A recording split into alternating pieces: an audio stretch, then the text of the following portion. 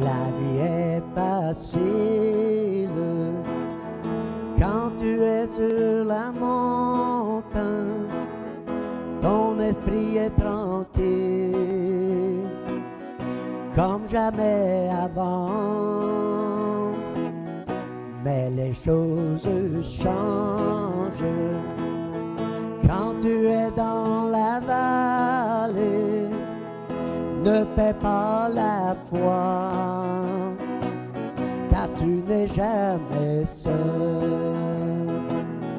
Car le Dieu de la montagne est le même dans la vallée. Quand les choses vont mal, il les redresse.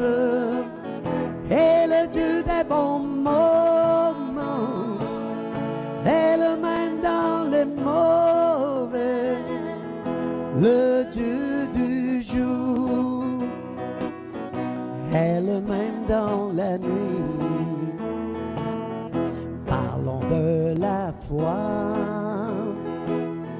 Là-haut sur la montagne, parler c'est facile quand la vie est meilleure. Mais une fois dans la vallée, les épreuves et tentations, c'est là que ta foi est vraiment mise à l'épreuve. Car le Dieu de la montagne est le même dans la vallée. Quand les choses vont mal, il les redresse. Et le Dieu des bons moments est le même dans les mauvais. Le Dieu du jour est le même dans la nuit.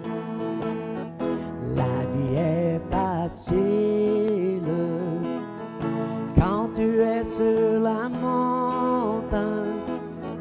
Ton esprit est tranquille comme jamais avant. Mais les choses changent quand tu es dans la vallée. Ne paie pas la foi, car tu n'es jamais seul. Car le Dieu sur la montagne est le même dans la vallée. Quand les choses vont mal, il les redresse. Et le Dieu des bons moments est le même dans les mauvais. Le Dieu du jour est le même dans la nuit. Parlons de la foi. Là-haut sur la montagne, parler c'est facile quand la vie est meilleure. Une fois dans la vallée, les épreuves, tentations, c'est là que ta foi est vraiment mise à l'épreuve. Car le Dieu des bons montagnes est le même dans la vallée. Quand les choses vont mal, il les redresse. Et le Dieu des bons moments est le même dans les mauvais. Le Dieu du jour est le même dans la nuit. Car le Dieu de la montagne est le même dans la vallée.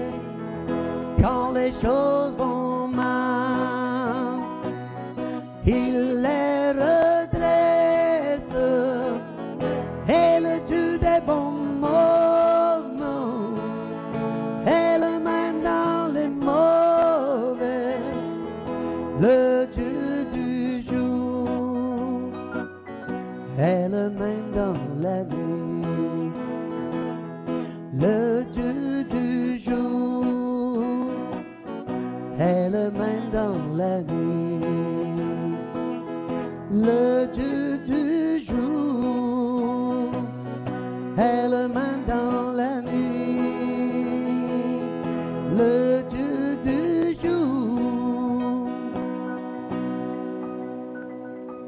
Mais oui, il est le même dans la nuit. Amen. Alléluia.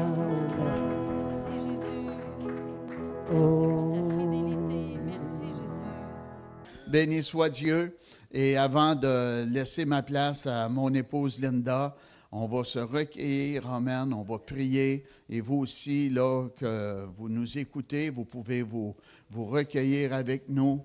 Ô Dieu, au nom puissant et merveilleux de Jésus, tu vois ta servante qui va apporter la parole ce soir. Que nos cœurs soient bien disposés à recevoir ta parole. Ô Dieu, quelle est l'inspiration lorsqu'elle va apporter la parole, Dieu de gloire, que ce soit inspiré, poussé par le Saint-Esprit, Dieu très saint. Aide-la à apporter le message dans la facilité, avec une onction forte dans sa vie. Ô Dieu, au nom de Jésus, utilise-la aussi avec des dons du Saint-Esprit. Au nom puissant et merveilleux de Jésus. Amen. Avec vous, la femme de Dieu, la pasteur des femmes de l'Église Salut et Délivrance, Linda Poulin. Gloire à Dieu. Amen. Dis à ton voisin, le Seigneur est bon. Amen. Le Seigneur est tellement bon. Amen. Amen. Merci Seigneur. Alléluia. Amen. Merci d'être à l'écoute, ceux qui sont en direct aussi. Merci, pasteur, pour le temps que je peux apporter la parole. Amen. Chacun d'entre nous, on est un vase d'honneur. Vous savez, dis à ton voisin, tu es un vase d'honneur. Tu es un vase d'honneur. Nous sommes un vase d'honneur. Nous sommes le temple du Saint-Esprit.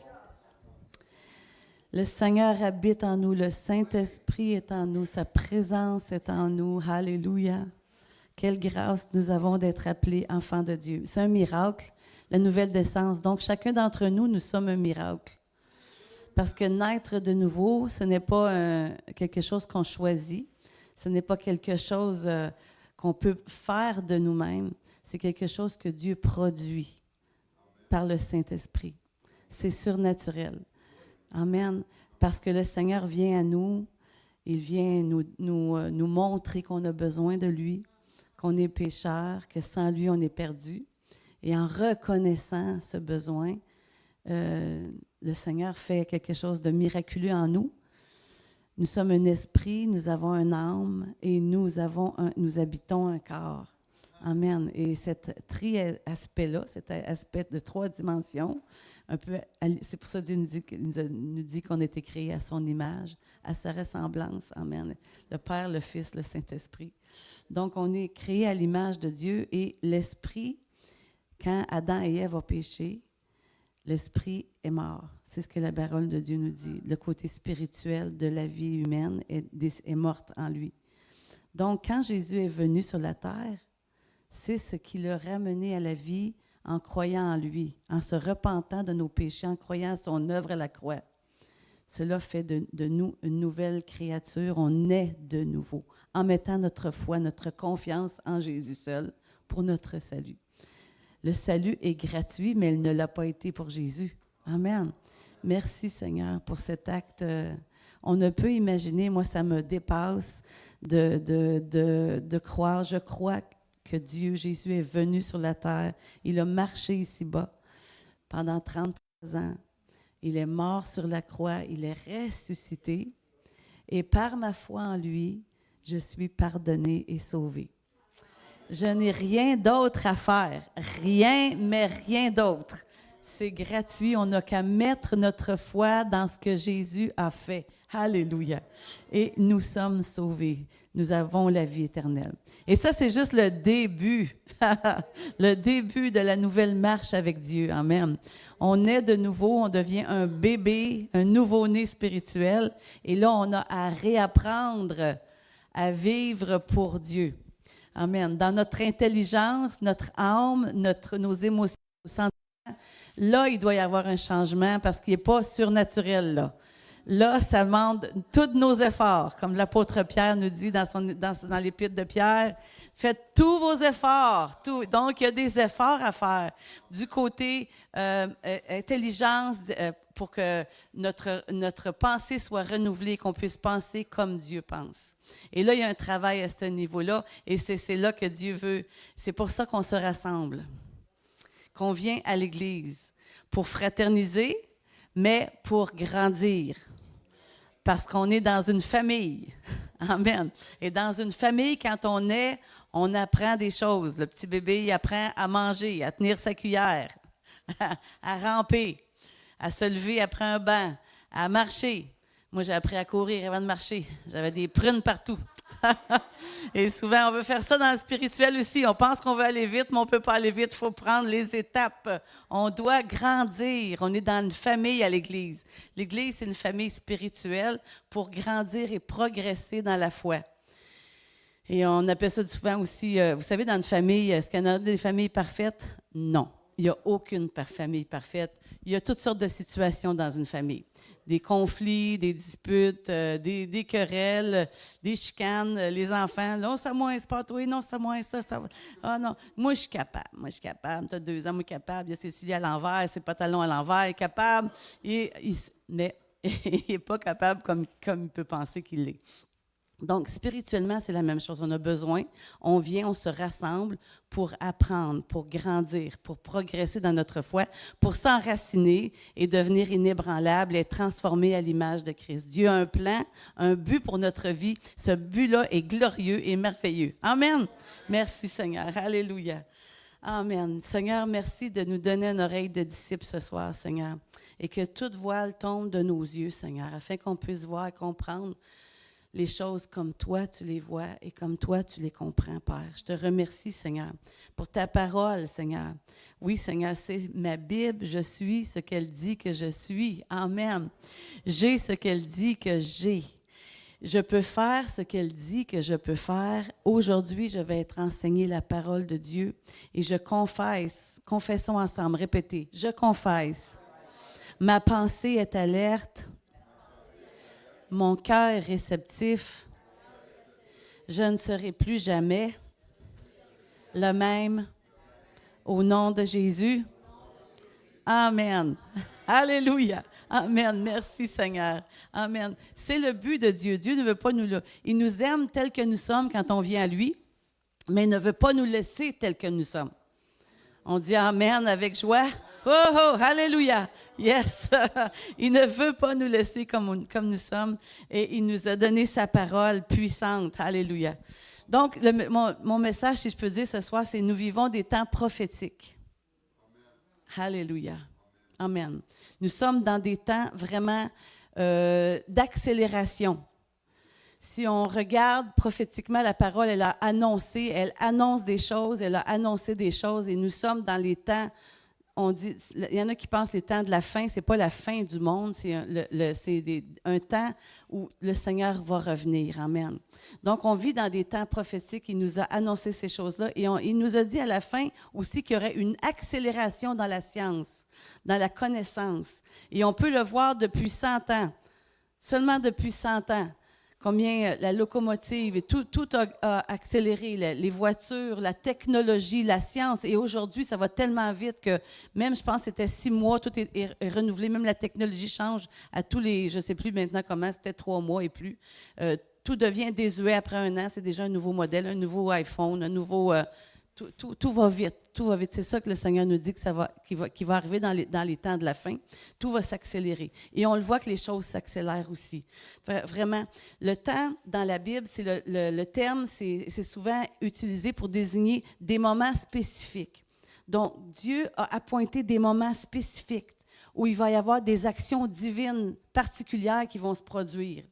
Et on voit, Dieu a toujours eu sa main sur sa création de toute façon, même si le diable a été délégué, a été donné l'autorité par Adam et Ève. Jésus est venu reprendre les choses en main. Alléluia! Et on est son Église et on est là pour reprendre aussi en main des choses et accomplir que le règne de Christ vienne.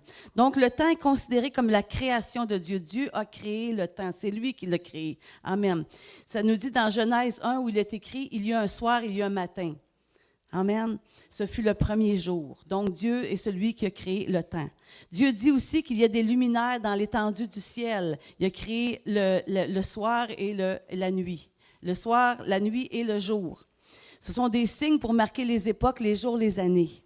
Amen. On voit qu'il y a le temps, il y a l'heure, il y a 24 heures par jour, les minutes, les secondes. Donc, le temps, Dieu le connaît. Donc, la Bible aborde le temps sous divers angles. Il y a vraiment un temps appointé pour des choses spécifiques, même pour notre vie personnelle, pour la vie de communauté, pour la vie sociale, pour la vie dans le monde, dans notre société. Amen. Dieu a des temps qui veut faire des choses spécifiques. Donc, c'est des temps, des moments choisis par Dieu pour l'accomplissement de son dessein. Donc, quand tu as un plan, un dessein, c'est parce que tu as déjà réfléchi, tu as pensé à ce qui va arriver, qu'est-ce que tu veux faire. Dieu a des plans, des projets. Amen. Et ils vont s'accomplir. Dans le temps, il y a un début puis il y a une fin. Hein? Le temps, la journée débute, on se lève, on se couche. Amen. Le temps, ça bouge. Donc, dans le temps aussi, avec Dieu, il y a des événements bibliques qui vont s'accomplir aussi. Ça nous dit dans 1 Corinthiens 7, 26. Si vous avez vos notes ce soir, si vous avez à prendre des notes, vraiment, je vais avoir des versets clés, des versets épais aussi, parce que vraiment, c'est important les temps où nous vivons, et de prendre des notes aussi, d'aller relire des fois les versets, le contexte avant et après le verset aussi, d'aller relire les versets que je vous donne. Quand vous allez lire le contexte, ça entre dans vos cœurs, ça fait un impact. La parole a un impact de vie, amen. Elle a un impact de transformation. Elle convainc, elle nous convainc, amen. Elle nous parle, Dieu nous parle, c'est sa parole, c'est lui.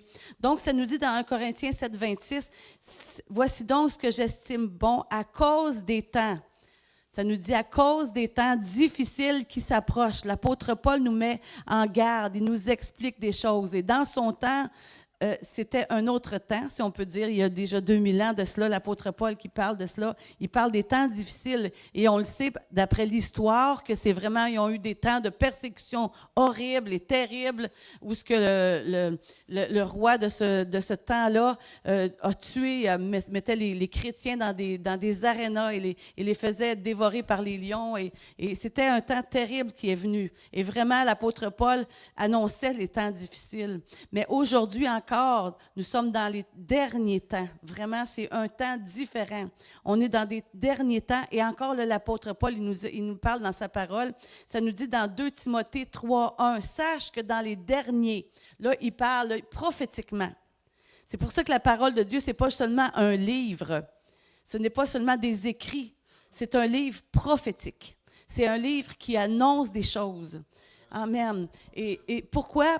Pas pour que nous craignions, il ne faut pas avoir peur. Amen. Le Seigneur ne veut pas que nous ayons peur. Ce n'est pas un esprit de crainte qu'il nous a donné, mais un esprit de force, d'amour et de sagesse. Amen. Pour que nous puissions discerner sa volonté et être conduits par lui dans les temps difficiles qui vont arriver.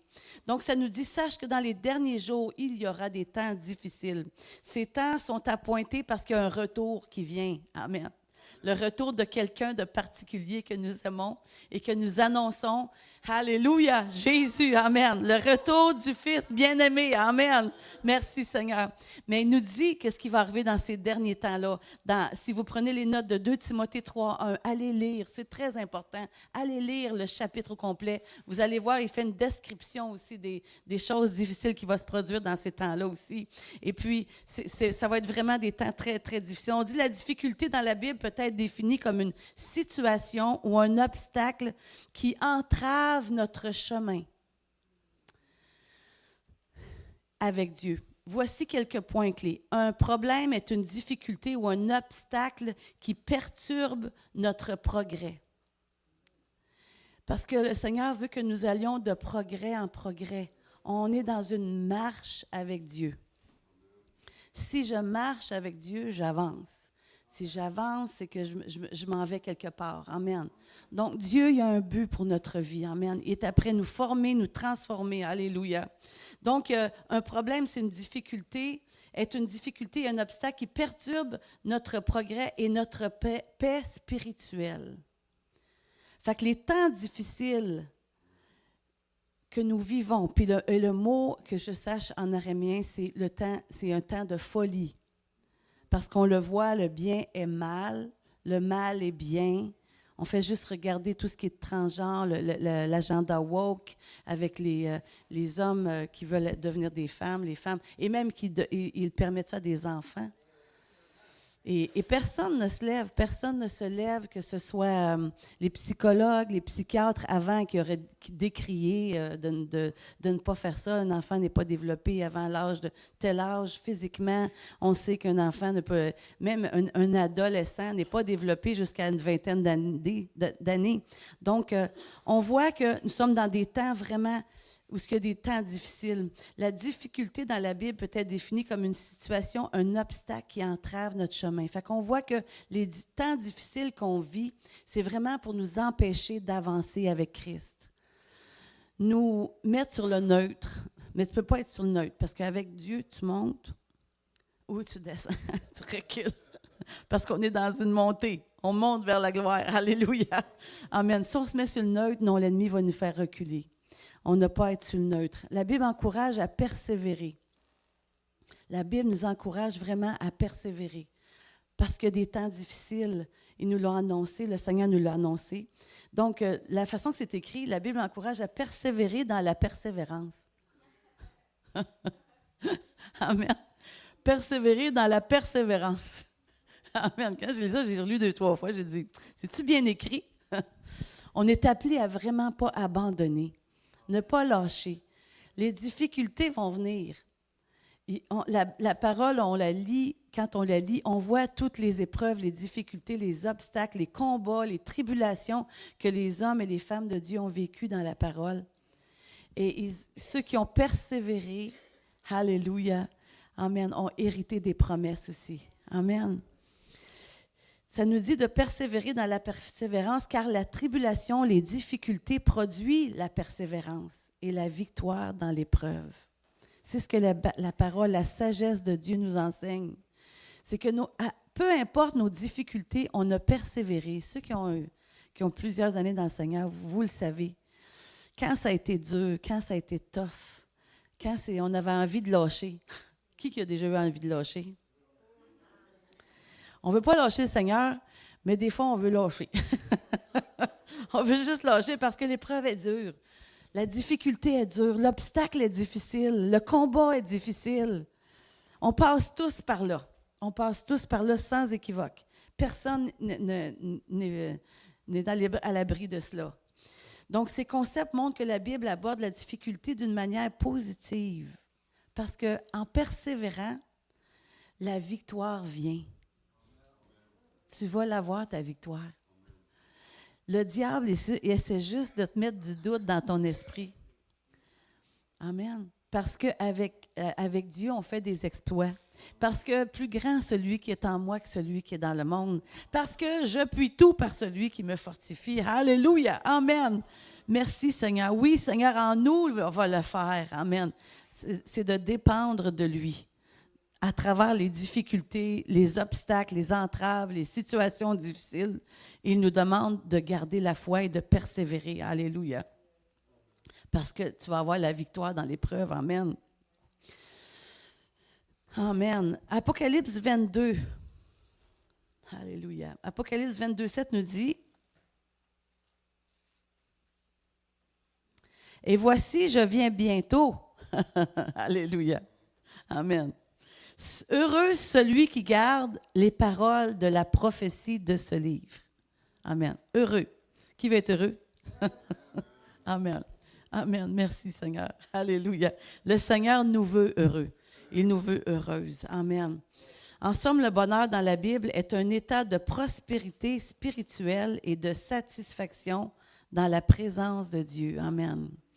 Amen. Le bonheur pour Dieu, c'est vraiment d'être dans un état de prospérité spirituelle. C'est de grandir avec lui. Amen. Et c'est ce que Dieu veut pour nous. Il veut que nous soyons heureux. Amen.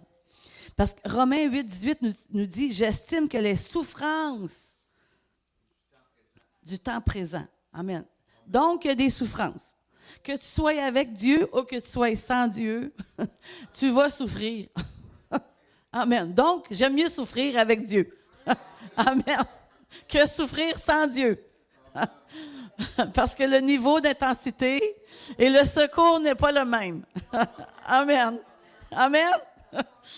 Ça nous dit, j'estime que les souffrances du temps présent ne sauraient être comparées à la gloire à venir. Amen.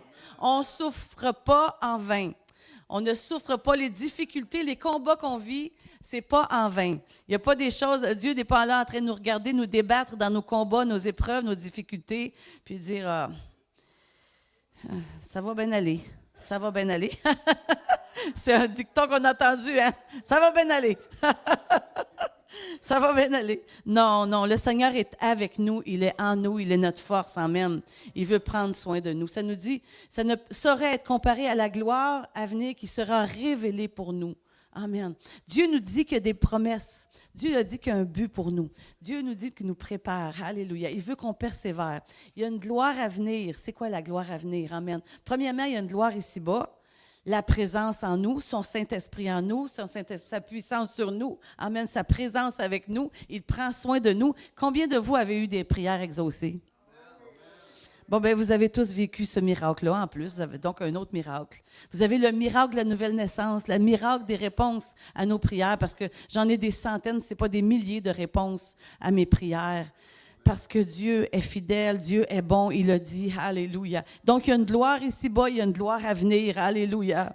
Amen. La prophétie, ça nous dit, le verset qu'on a parlé tantôt, « Heureux celui qui garde les paroles de la prophétie ». La prophétie biblique se réfère à la communication de la parole de Dieu à travers des prophètes, inspirés par le Saint-Esprit. Ça existe encore, des prophètes, ça existe encore la prophétie. La parole de Dieu nous l'enseigne, elle nous le dit, amen. Et ça nous dit même, dis à ton voisin, aspire à la prophétie. Aspire, alléluia. Aspire, amen.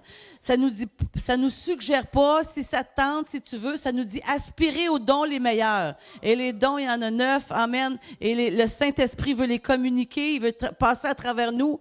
Il veut qu'on aspire à les manifester, amen, parce que c'est non par la force ni la puissance, mais c'est par l'Esprit de Dieu, alléluia, que Dieu convainc et touche les cœurs de ceux qui nous entourent. Et il veut toucher à travers nous, il veut parler à travers nous, il veut guérir à travers nous, il veut libérer à travers nous, amen. Il veut sauver à travers nous, que nous puissions être un canal à travers lequel il va pouvoir communiquer sa grâce et le salut. Alléluia. Amen. Merci Seigneur. Elle est considérée comme la parole de Dieu, la prophétie, et non simplement comme des paroles du prophète. Quand il y a une prophétie, c'est Dieu qui parle. Amen. Et on doit aspirer à cela. Dieu veut se manifester ici ce soir, amen, par prophétie. Parce qu'il est présent, il nous dit 2 ou 3 assemblés à mon nom, je suis au milieu d'eux. Il veut se manifester d'une façon surnaturelle parce que pour lui, c'est naturel. Ça devrait être naturel, alléluia. C'est naturel pour lui, donc ça devrait être naturel pour nous qu'il y ait une manifestation, qu'on désire, qu'on veuille la prophétie, qu'on la manifeste, qu'on l'aspire. Que Dieu mette ce faim, cette soif-là dans l'Église, de manifester la puissance de Dieu par les dons. Et ça, c'est en s'approchant de lui dans la parole de Dieu.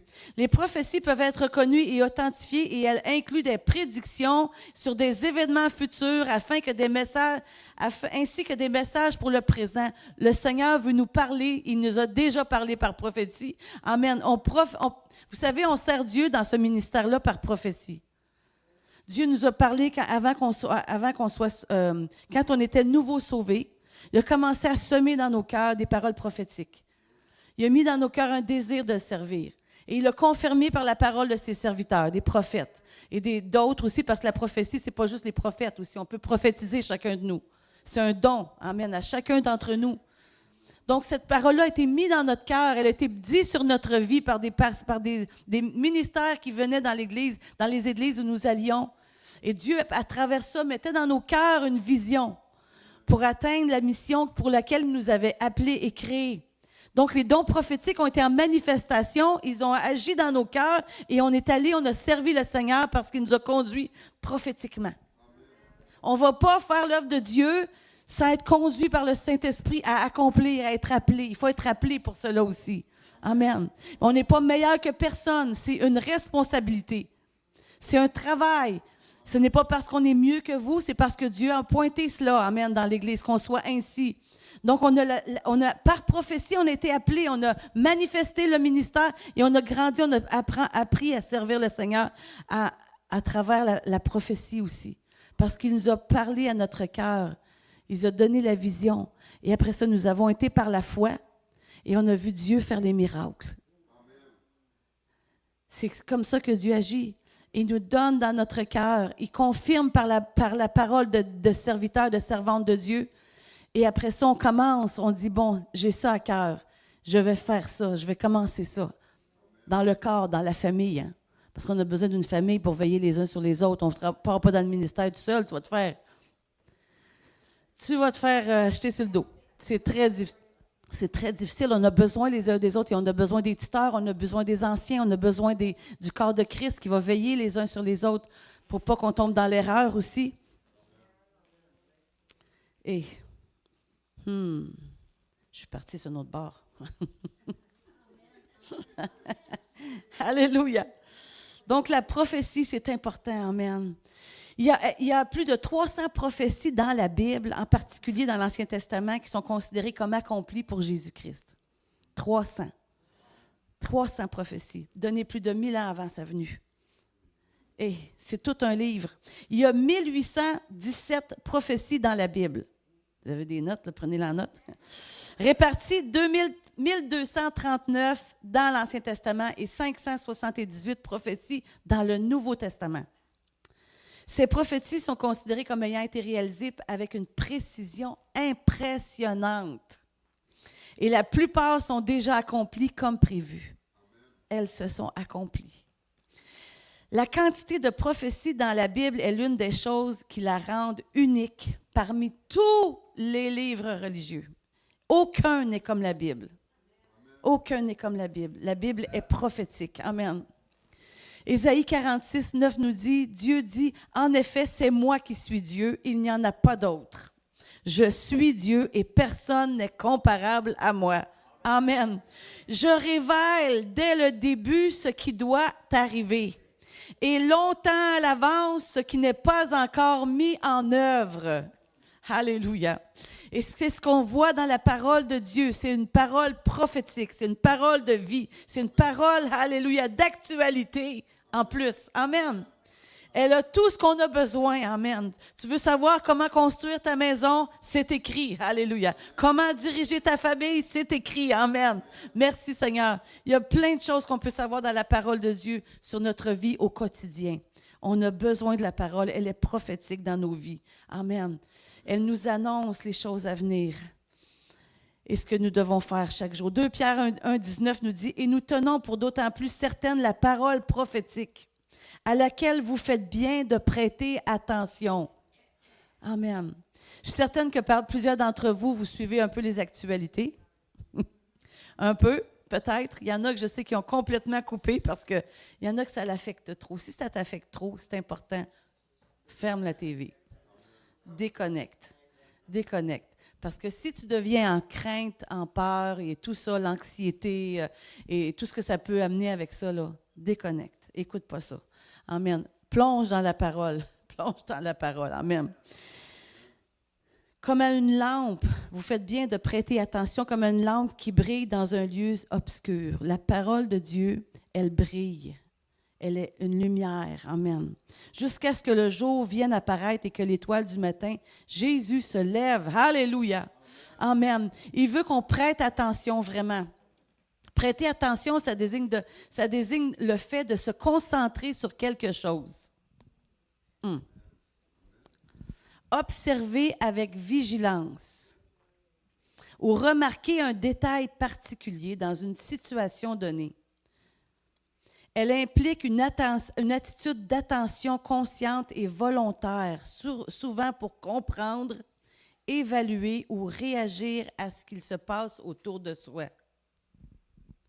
Fait que là, ce que le Seigneur nous dit aussi dans sa parole, on vient de le lire, hein?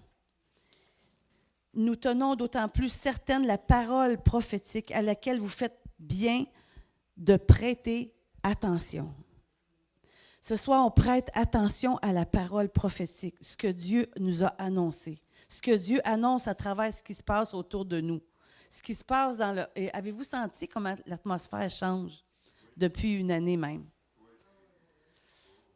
Les gens, comment les gens sont stressés, anxieux, angoissés, frustrés, même très, très court à la colère. Là. C'est vraiment, là, on sent qu'il y a une atmosphère dans l'air. Vous savez, dans la parole de Dieu nous enseigne qu'il y a 3 ciels. Okay? Le ciel où Dieu demeure, le ciel où on voit l'espace, et il y a le ciel bleu, le ciel autour de notre planète aussi. Okay? Et puis, dans ces sphères-là, dans ces 3 sphères-là, il y a une guerre présentement. Ce qu'on voit se passer sur la terre, c'est toujours un reflet de ce qui se passe dans les cieux. Il y a une guerre. Amen. Et la guerre, c'est pour la destruction de l'humanité. L'ennemi ne veut pas que nous connaissions Dieu, que nous nous approchions de Dieu, que nous soyons sauvés, que nous ayons la vie éternelle. Il ne veut pas qu'on ait la lumière de la parole dans nos vies. Il ne veut pas que nous connaissions Dieu. Et tout ce qui se passe, là, on le voit, c'est une guerre parce que le Seigneur revient. Et la parole s'accomplit sous nos yeux. C'est de voir tout ce qui se passe. Parce que tout se passe, on regarde en Europe, hein, si on regarde en Arabie Saoudite, l'Iran, le Koweït, et le Bahreïn, et toutes ces places-là, la Turquie, on regarde dans toute cette place-là. Et la petite ligne là, de côté, proche de la mer, là, qui est Israël, qui est toute petite, qui est en charge de cette grosse guerre-là, secondée par les États-Unis. Mais tout ça, c'est écrit dans la parole. Quand vous allez voir Jérusalem attaquée, quand on voit Israël, tout ça, c'est écrit dans la parole. Pas pour qu'on ait peur, mais pour qu'on se prépare, parce que le Seigneur nous l'a dit, il va revenir. Amen. Donc, c'est de faire bien attention, prêter attention à ce qui est écrit.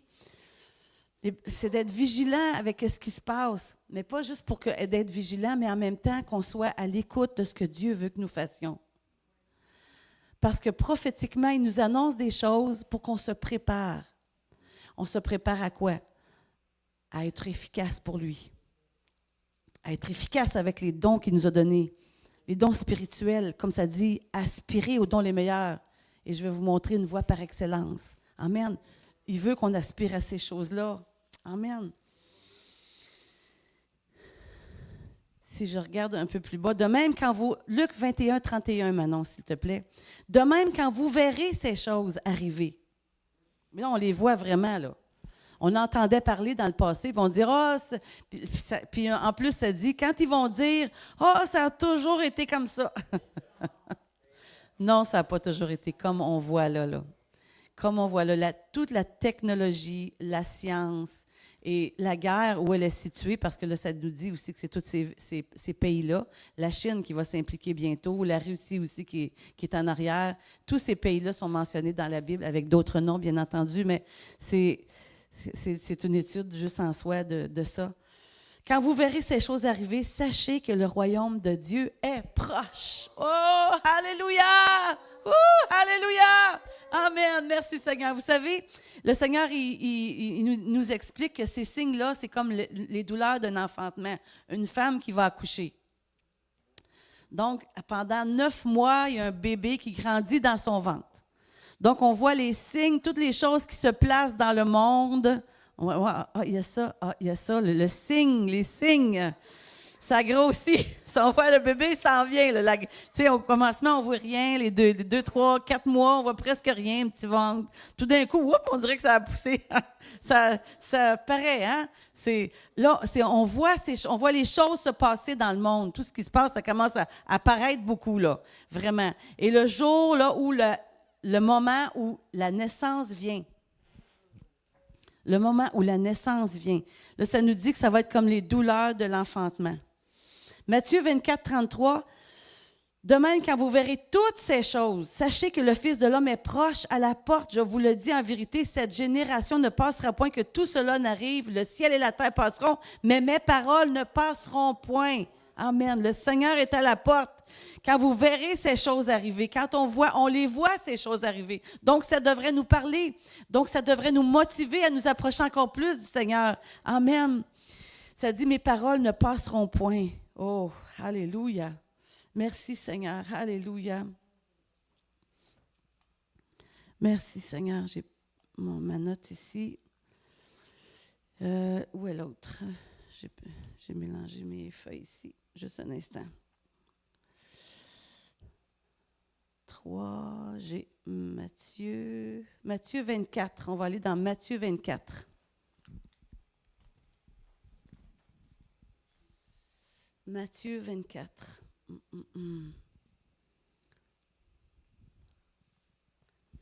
Ça nous dit, on va lire plusieurs versets là-dessus. Matthieu 24. Là-dessus, Jésus quitta la cour du temple, tandis qu'il s'éloignait. Ses disciples le rejoignirent pour lui faire remarquer la beauté de l'édifice. Il leur dit, « Oui, regardez bien tout cela. Vraiment, je vous l'assure, tout sera démoli. » Wow!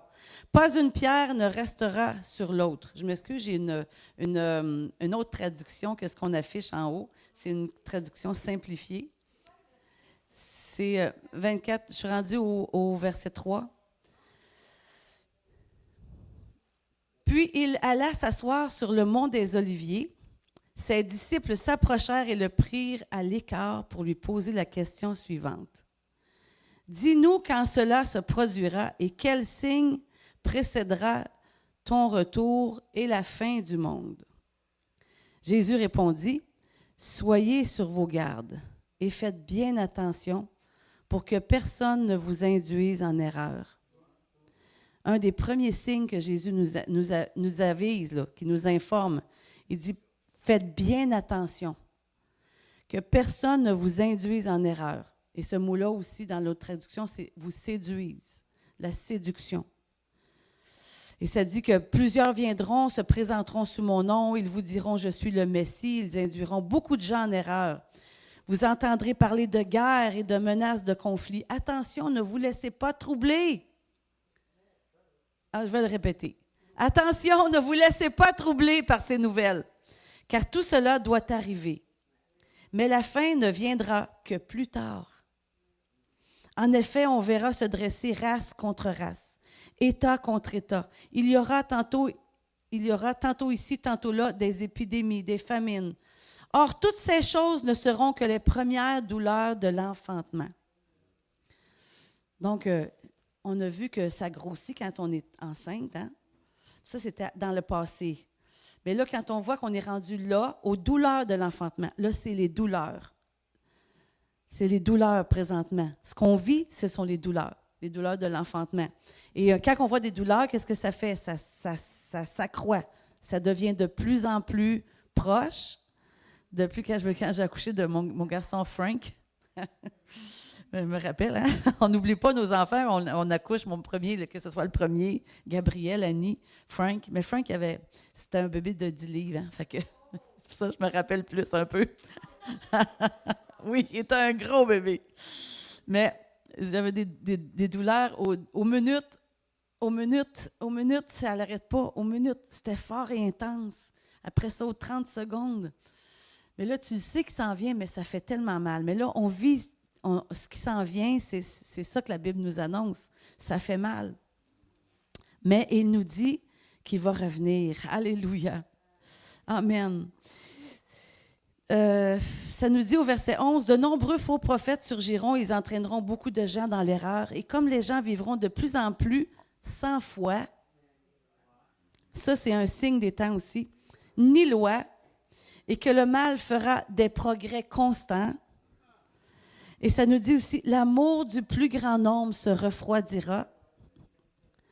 C'est le Seigneur qui prophétise. Il est prophète aussi, Jésus. Il avait tous les ministères, Jésus. Il avait toute l'apôtre prophète. Et il annonce, là, il nous dit les choses. Mais celui qui tiendra ferme jusqu'au bout sera sauvé. Amen. Merci Seigneur. Alléluia. Cette bonne nouvelle du règne de Dieu sera proclamée dans le monde entier. Alléluia. Vous savez, dans ce temps-là, quand Jésus a prophétisé cela, c'était impossible que ce soit dans le monde entier, la bonne nouvelle encore. Parce qu'il n'y avait pas la technologie qu'on possède aujourd'hui. La technologie que nous possédons aujourd'hui permet que partout dans le monde, ils ont un petit téléphone puis ils peuvent voir partout. Partout. Pour que tous les peuples entendent ce témoignage rendu à la vérité, alors seulement viendra la fin. Donc, vraiment, on est dans la fin, là. Vraiment dans la fin. C'est vraiment, le Seigneur nous dit que le royaume de Dieu est proche. C'est ce qu'on est dans ces temps-là qu'on vit, amen. Quand on dit qu'on est on vit dans des temps prophétiques, on vit dans ces temps-là, Dieu nous a choisis pour être ici aujourd'hui, amen, avec un but, amen, avec des dons, des talents qu'il veut que nous mettions à son service pour l'avancement de son royaume. Ça nous dit, ne vous laissez pas troubler par ces nouvelles, car cela doit arriver, mais ce ne sera pas encore la fin. Amen. Merci Seigneur. C'est vrai qu'on voit des nations se dresser, des royaumes se dresser, et toutes sortes de choses se passer, mais on voit que c'est vraiment les premières douleurs de l'enfantement. Et ça nous dit, après cela, au verset 9, ça c'est fort ça, le verset 9, ça nous dit, on vous persécutera et l'on vous mettra à mort, et toutes les nations vous haïront à cause de moi. J'ai écrit « Wow! » Wow! On regarde toutes les lois qui sont passées dans les pays, en Europe et ici, en disant que la Bible a un discours haineux. Ça va amener quoi, ça? Une persécution pour les croyants? Oh, Seigneur, merci parce que tu viens bientôt. Plus que jamais, nous avons besoin de la parole de Dieu pour garder la foi et la paix. Amen. Dans la Bible, il est mentionné 365 fois « ne crains pas ». Dis à ton voisin « ne crains pas ». Ne crains pas. Ça nous dit Dieu fait toutes choses pour un but. Alléluia. Et il nous a laissé sa parole. Amen. Qui nous éclaire. Alléluia. Amen. Merci Seigneur. Ça nous dit quand on va voir ces choses arriver. Quand on va voir ces choses arriver. Comme j'ai dit, c'est écrit 365 fois, ne crains pas. Ça nous dit quand ces choses commenceront à arriver, qu'est-ce qu'il nous dit? Redressez-vous. Dans Luc 21, c'est dans Luc 21, Manon. 21, 28. Quand ces choses commenceront à arriver, redressez-vous. Amen. C'est quoi se redresser? Ça veut dire remettre quelque chose en position droite, verticale. Cela veut se référer à plusieurs contextes. Il y a plusieurs contextes. Il y a le contexte physique. On se redresse le corps, on se met droit. Amen. Un poteau, une tôle, peu importe, on redresse quelque chose. Mais il y a le sens figuré. Ça veut dire rectifier ou corriger une situation, comme redresser nos idées. Quand on voit ces choses arriver là, on remet nos idées avec la parole de Dieu. On se remet en ligne avec la parole de Dieu. Comme il nous dit de ne pas craindre, comme il nous dit de nous affectionner aux choses d'en haut, comme il nous dit de marcher selon l'esprit, non selon la chair, afin de faire les œuvres que Dieu nous appelle à faire. Amen. Ça nous dit redressez-vous. Amen. Ça dit levez vos têtes. Amen. Quand je suis pas droite, je suis penchée. Amen. Si je suis penchée, qu'est-ce que je fais? Je regarde à terre. Il y en a-tu qui marchent comme ça? J'avais un ami comme ça qui marchait, puis il est rentré dans un auto, un poteau. Amen. Il faut se redresser. Le Seigneur dit, redressez-vous. Arrêtez de regarder en bas, de regarder ici-bas, de regarder autour. Ça dit même, redressez-vous et relevez la tête. Levez-vous, ça veut mouvoir de bas en haut. Relevez la tête. On arrête de regarder en bas, on regarde en haut. On regarde au Seigneur. Amen. Dans nos difficultés, dans nos épreuves. Parce que tout ce qu'il a annoncé, ce n'est pas pour qu'on craigne, c'est vraiment pour qu'on marche dans la paix avec lui. Amen. Ça nous dit parce que votre délivrance approche. Alléluia. La délivrance dans la Bible est définie comme un sauvetage de la servitude ou du danger. Amen. Fait que le Seigneur va toujours nous sauver, nous secourir. Amen. Peu importe l'épreuve que nous vivons. Amen. Merci Seigneur. La parole est là pour nous fortifier et nous rendre inébranlables. Si on regarde le psaume 119, 105 ensemble, « Ta parole est une lampe à mes pieds et une lumière sur mon sentier. » Une lampe, c'est un symbole biblique puissant qui représente vraiment la lumière divine. On a besoin de cette lumière-là parce que plus ça va aller, plus les ténèbres vont être intenses, mais plus la lumière va briller. Parce que nous sommes la lumière du monde et Dieu veut agir à travers nous dans ces temps difficiles. Ça nous dit qu'il représente la lumière divine et le soutien de Dieu. Amen. Donc, on a besoin de sa parole. Ta parole est une lampe à mes pieds. C'est son soutien divin. Il nous soutient de façon puissante. Amen. Sa parole va te soutenir à travers les difficultés que tu passes présentement et que tu vas passer encore. Amen. La lampe symbolise également la loi et l'enseignement de Dieu qui éclaire les ténèbres et guide les gens dans leur vie. Amen. Donc, la parole est une lampe à mes pieds, une lumière sur mon sentier. Il veut nous guider, nous diriger, nous soutenir. Amen. À travers toutes les choses qui vont arriver. Parce qu'il a dit qu'il ne nous abandonnerait jamais. Amen. La lumière dépasse le phénomène physique pour désigner une réalité spirituelle profonde, la lumière biblique, parce que la parole est une lampe à mes pieds, elle est une lumière, donc c'est vraiment quelque chose qui est une réalité profonde, spirituelle, la parole de Dieu. Elle représente la clarté dans notre vie, et l'ennemi ne veut pas qu'on voit clair, il ne veut pas qu'on soit éclairé, il ne veut pas qu'on sache quoi faire, il ne veut pas qu'on sache où aller, ni quoi dire. Il ne veut rien de ça. Donc, la parole, la lumière, elle représente cette clarté-là qu'on a besoin dans les temps où nous vivons aujourd'hui. Elle représente la vie. La vie que nous avons besoin, c'est Dieu. Amen. C'est sa parole, c'est le Saint-Esprit. Amen. Et c'est ça la lumière, la parole de Dieu, la vie de Dieu en nous. Elle représente l'ordre parce que Dieu a un ordre divin dans notre vie. Il y a une discipline qu'il veut nous amener à. Amen. Et ça prend sa présence, ça prend sa parole qui va amener cela dans notre vie, cet ordre divin. Et la vérité, il va amener la vérité dans notre vie parce qu'il ne veut pas qu'on soit séduit. Comme ça dit dans Matthieu 24, « Ne vous induisez en erreur afin que vous ne soyez pas séduits. » Il ne veut pas qu'on soit séduit. Donc, quand on connaît la vérité, on ne sera pas séduit. Amen. On a besoin de la vérité que la parole de Dieu amène dans notre vie. La lumière est donc un symbole de l'intelligence divine. Wow! La parole de Dieu, c'est l'intelligence divine. Amen. Il n'y a pas mieux, Amen. Merci Seigneur. Et il n'y a pas plus puissant, Amen. Et c'est la puissance créatrice de Dieu dans notre vie. La parole de Dieu, Amen. Jean 14:1 nous dit que votre cœur ne se trouble point. À travers le temps prophétique que nous passons, les temps qu'on voit, les temps difficiles, tout ce qu'on peut penser qui va arriver, le Seigneur nous dit de ne pas se troubler, que votre cœur ne se trouble point. Croyez en Dieu et croyez en moi. Amen. Merci Seigneur. Et on est là pour partager cette bonne nouvelle-là, que même si ça va mal, le Seigneur est là. Amen. Même si ça va mal, le Seigneur va prendre soin de nous. Même si ça va mal autour de nous, que ça bouille, que ça bouge, le Seigneur va nous donner sa paix. Alléluia. Comme il dit dans Jean 14, 27, « Je vous laisse la paix. Je vous donne ma paix. » Alléluia. Pas comme le monde donne, que votre cœur ne se trouble point. Amen. Et ne s'alarme point. Même le Seigneur nous dit jusqu'à alarme. Parce qu'on peut s'alarmer dans les situations qui se passent, que ce qu'on voit. Amen. Parce que moi, j'écoute des choses, des fois, je me dis, ah, mon doux. Tu sais, je ne me laisse pas rentrer dedans quand même, mais quand j'écoute des choses, je me dis, comment c'est rendu? Incroyable. C'est tout ce qu'on voit se passer, l'accélération, la vitesse, tout ce qui se passe. On ne pense pas que ça peut se produire, même ici au Canada, les choses qu'on voit se passer. Vraiment, c'est étonnant. Mais le Seigneur nous dit que votre cœur ne se trouble point et ne s'alarme point. Amen. On a la paix. Amen. On a la paix de Dieu. Amen. À travers l'épreuve, à travers les difficultés, on a cette paix qui surpasse toute intelligence, qui garde nos cœurs et nos pensées en Dieu. Amen.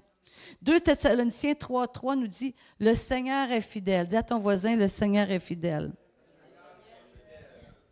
Alléluia. Ça nous dit « Le Seigneur est fidèle, il vous affermira ». Amen. À travers tout ce qu'on passe, le Seigneur a un but. Amen. Il nous affermit dans notre foi. Il nous affermit, alléluia, dans notre relation avec lui. Il nous affermit pour qu'on puisse rester inébranlable à travers les circonstances que nous allons vivre. Et ça nous dit, et vous préservera du malin. C'est ça qui est écrit. Est fidèle, il vous affermira et vous préservera du malin. Amen. Dis à ton voisin, il va t'affermir. Et on va dire encore mieux, il t'affermit. Il t'affermit. Le Seigneur est fidèle, il t'affermit et il te préservera du malin. C'est vraiment renforcé. Le Seigneur te renforce ce soir, amen, par sa parole que tu as entendue, amen, de ne pas craindre, alléluia, que toutes ces choses-là qu'il nous a annoncées, amen, c'est des temps prophétiques où il revient bientôt, où ce que le bébé va arriver. Amen. Merci Seigneur. Une fois que le bébé est arrivé, on n'a pas tout oublié instantanément, mais on est consolé.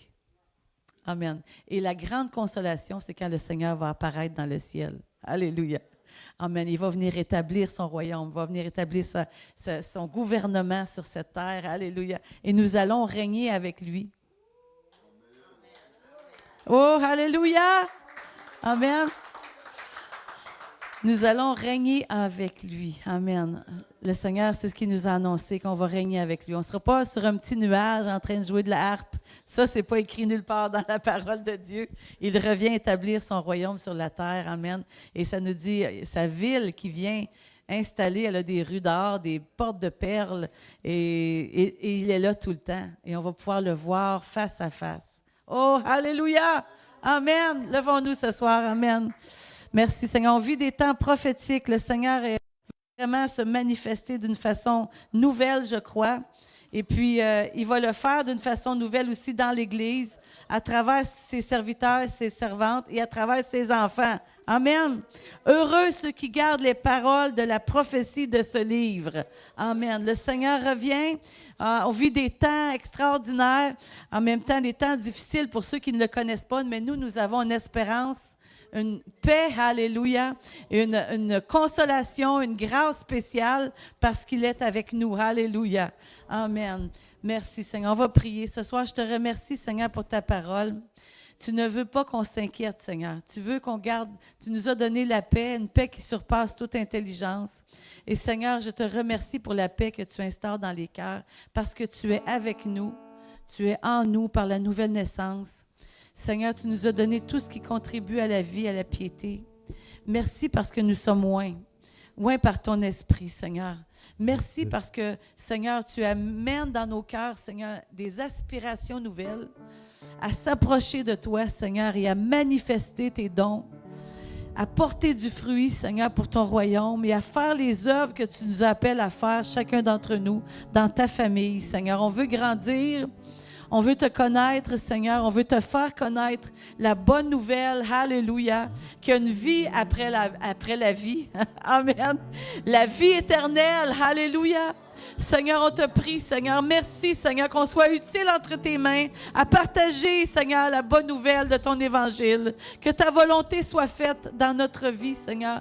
Et merci, Seigneur, pour tout ce que tu as fait pour nous, ce que tu feras encore. Que ta volonté soit faite dans ton Église, Père. Je te prie au nom de Jésus.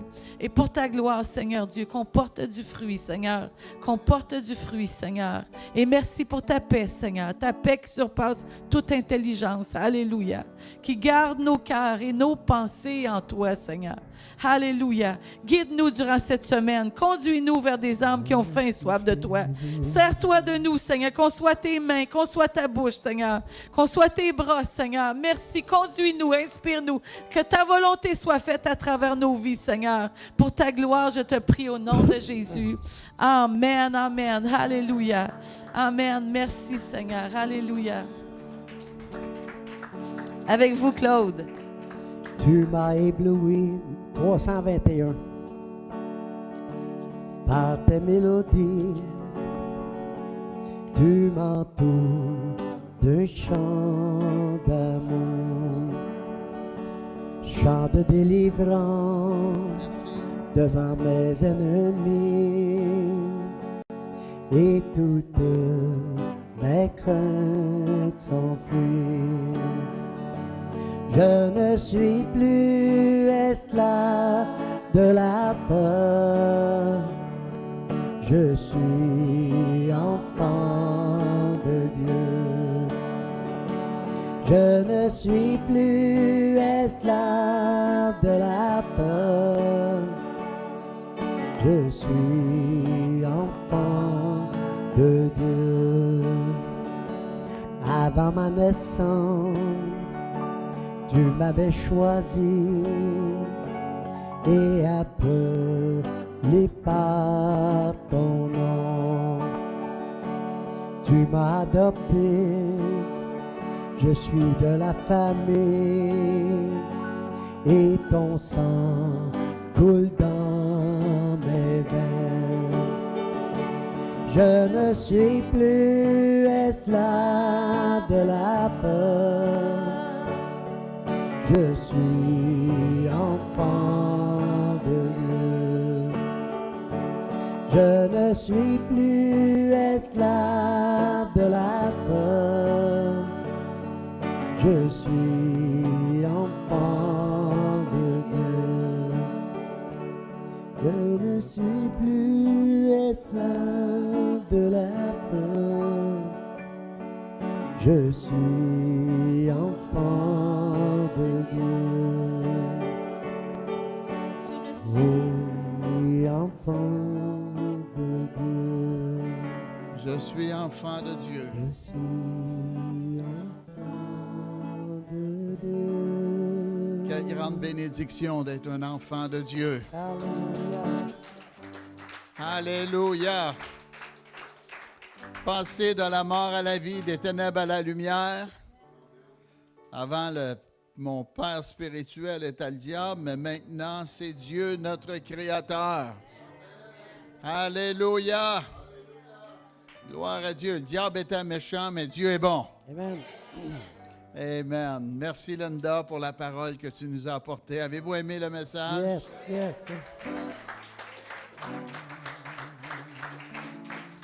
C'est ça. Nous sommes nés au bon moment. Qu'est-ce que nous vivons, Dieu le savait tout d'avance. Et nous sommes capables de vivre et de passer à travers cela. L'apôtre Paul a dit, « Je puis tout par celui qui me fortifie. » Amen. Gloire à Dieu. Fermez vos yeux. Merci Dieu pour la parole qu'on a entendue ce soir. Fortifie Linda, bénis-la, encourage-la, ô Dieu. Père, qu'on soit des gens courageux, des gens avec une vision de victoire, Père. Et que, qu'est-ce qui se passe, la crise ici au Canada, Dieu, qu'on ne se laisse pas influencer en mal. Tu savais tout cela avant. Et Jésus, tu es avec nous. Merci Seigneur d'être là, présent dans notre vie. Protège-nous lorsqu'on retourne à nos demeures respectives. Donne-nous un bel restant de semaine. Bénis puissamment la rencontre de dimanche. Au nom de Jésus. Amen. Alléluia. Merci beaucoup d'être venu. Merci Claude. Merci Nancy.